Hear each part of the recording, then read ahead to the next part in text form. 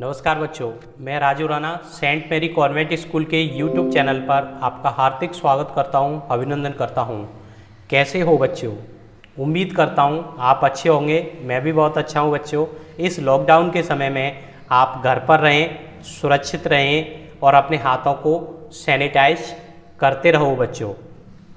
आज हम लोग जो अध्ययन करेंगे वो 8th क्लास का चैप्टर नंबर 6 है, भगवान के डाकिये। ये हमारी बुक जो बसंत है, बसंत बुक है कक्षा 8th क्लास की, उसका चैप्टर नंबर 6 है।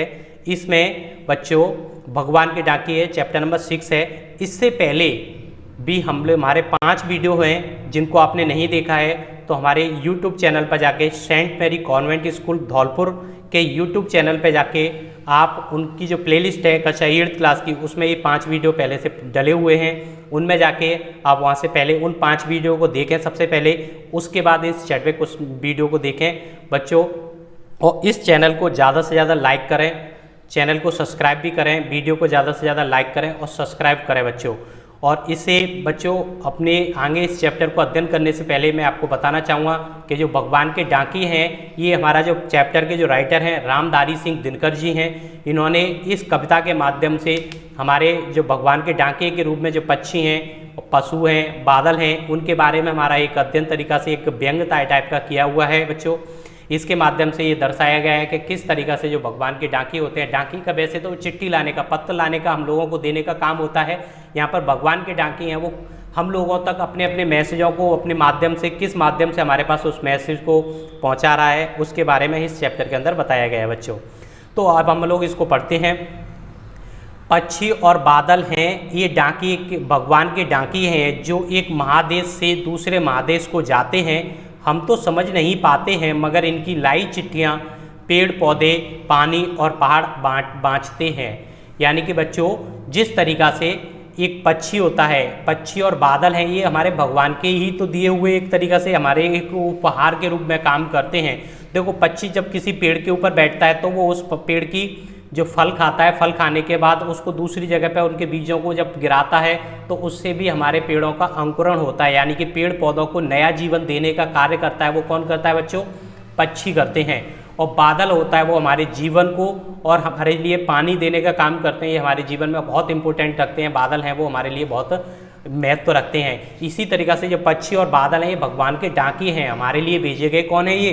भगवान के डाकिये हैं। दूसरे देश से देश को जाते हैं, यानी कि एक देश से दूसरे देश के लिए ये हमारे संदेशों को लेके पहुंचाते हैं। एक जने से दूसरे जने के लिए ले जाके हमारे पास से पहुंचाते हैं। हम तो समझ नहीं पाते हैं, लेकिन इनकी भाषा है, इनकी लैंग्वेज है बच्चों, उनको हम लोग नहीं समझ पाते हैं मगर इनकी लाई चिट्ठियाँ, पेड़ पौधे, पानी बड़ी आसानी से पढ़ लेते हैं। क्योंकि बच्चों पेड़ पौधों की, बादल की, पक्षियों की जो लैंग्वेज होती है, भाषा होती है, पक्षियों की भाषा क्या हम पढ़ सकते हैं? नहीं पढ़ सकते हैं। पक्षी क्या कह रहा है वो तो एक दूसरा पक्षी ही पढ़ सकता है बच्चों, हम नहीं पढ़ सकते हैं।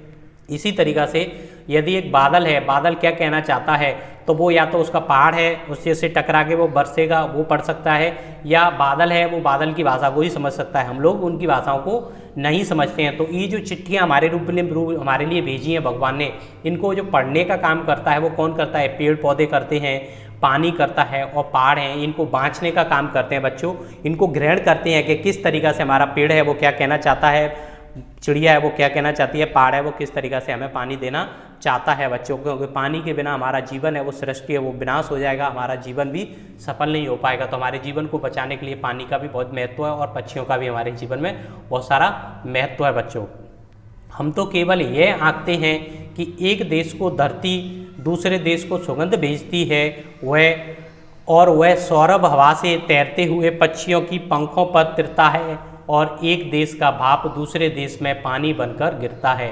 तो बच्चों इस तरीक़ा से इस कविता के माध्यम से रामधारी सिंह दिनकर जी हैं वो यह बताना चाहते हैं बच्चों, हम तो केवल यह आंकते हैं, यानी कि हम तो क्या आंकते हैं कि ये पूरी धरती है वो छोटे छोटे देशों में बटी हुई है, लेकिन हमारी प्रकृति के लिए तो ये पूरी धरती है वो पूरा सेम है। तो बच्चों इस वीडियो को पूरा देखना है आपको और ज़्यादा से ज़्यादा लाइक करना है, शेयर करना है और सब्सक्राइब चैनल को करना है बच्चों। और इससे आगे के वीडियो को देखना ना भूलें बच्चों, और इस वीडियो को पूरा देखना है, एंड तक देखना है बच्चों।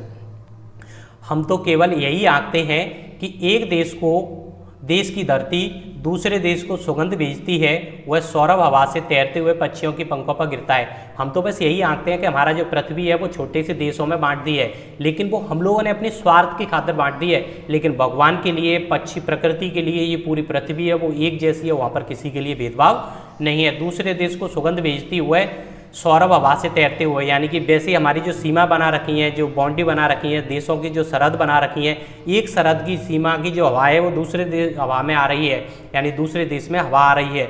वो पक्षियों पर जो सुगंध है, वहाँ की हवा एक देश से दूसरे देश के अंदर चलती आ रही है। हवा को नहीं पता है, क्या नहीं पता कि कौन सा देश है, कौन सा विदेश है, क्या देश है, क्या पाकिस्तान है, क्या अमेरिका है, क्या भारत है, उसको कुछ नहीं पता है। बस उसको ये पता है कि मुझे यहाँ से चलना है, मुझे बहना है, मेरे को फ्लो करना है, मेरे तो कोई भी बीच में आए उसको मुझे पहुँचाना ही पहुँचाना है।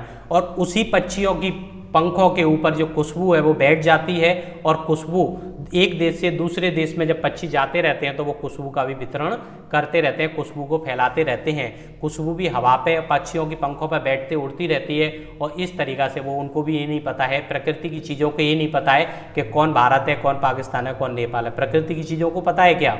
जो प्राकृतिक है, बादल को पता है कि कौन भारत है, कौन पाकिस्तान है? नहीं पता ना बच्चों। इसी तरीक़ा से हमारे जो पक्षी हैं, पेड़ पौधे हैं, उनको भी नहीं पता कौन पाकिस्तान में है, कौन अमेरिका में है, कौन इंडिया में है, उनको कुछ भी नहीं पता है। जो मैंने जो सरहद बांटी है वो हम लोगों ने अपने स्वार्थ की खातिर बांटी हैं। जो पंखों पे बैठ के खुशबू है वो दूसरे देश में भी पहुंच जाती है। एक देश की भाप और दूसरे देश में पानी बनकर बहती है। जब एक देश की भाप है वो दूसरे देश में, एक देश में जब बादल होते हैं, जब भाप बनती है, बाष्पीकरण होता है, वो दूसरे देश में बादलों के रूप में पानी बरसता है बच्चों। दूसरे देश में पानी के रूप में बनकर वो गिर जाता है। और पानी होता है वो हमारे स्वास्थ्य के लिए, हमारे शरीर के लिए, हमारी बॉडी के लिए, हमारे सजीव के जीवन के लिए बहुत ज़रूरी होता है बच्चों।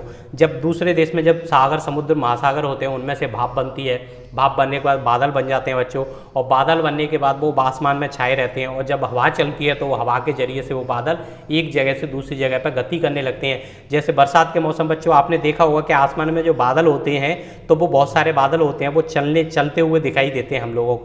तो बच्चों वो बादलों का गमन होता है। जब वो बादल उड़ते हैं, जब चलते हैं, एक जगह से दूसरी जगह पे हवा के सहारे से चल रहे होते हैं, तो जब उनको कोई भी अवरोध पैदा हो जाता है, उनको टकराने के लिए स्थिति पैदा हो जाती है, चाहे तो वो किसी पहाड़ से टकरा जाए जाके, तो वो बरसात करने लग जाते हैं बच्चों, है ना।